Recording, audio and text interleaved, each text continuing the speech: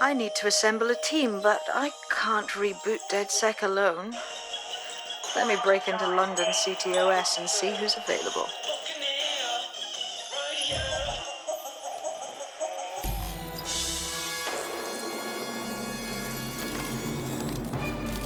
I'm Claire Waters, and we've been discussing the hacktivist, now alleged terrorist group, DedSec, on this week's Buccaneer Radio. I have Colin calling in. Colin, what's your take? Now, I've been saying from the start we should have rounded up DedSec and thrown them in jail. Now, I'll say they should all be lined up and shot. You don't find it awfully convenient that they've been fingered as the attackers, but we've seen no proof? Look at Tone! Look at our city! What more proof do you need? Well, Colin, I'd say you have to look at their history of non-violent action. Albion's put more civilians in the hospital in the past few months than DedSec ever has. I smell a scapegoat. Now I have Emily calling in. Emily, what's your take? You're absolutely right, Claire.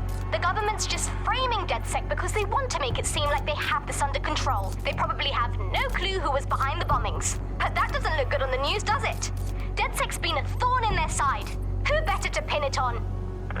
Angie, I have you next. What do you make of all this? I think, if anything, DedSec showed their true colors. It's terrifying to think we harbored such a dangerous element for years.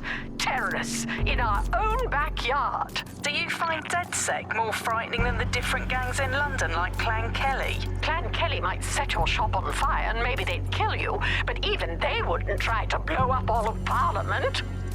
Next, I have Crypto King. Do you feel safer using a pseudonym? Everyone should. Why make it easier for them to track you? And now we've seen what they're capable of and how far they're willing to go. Hold on. Do you mean the government? Are you suggesting the government was responsible for the bombings? Oh, trust me, Claire. They didn't do it alone. They're all in on it.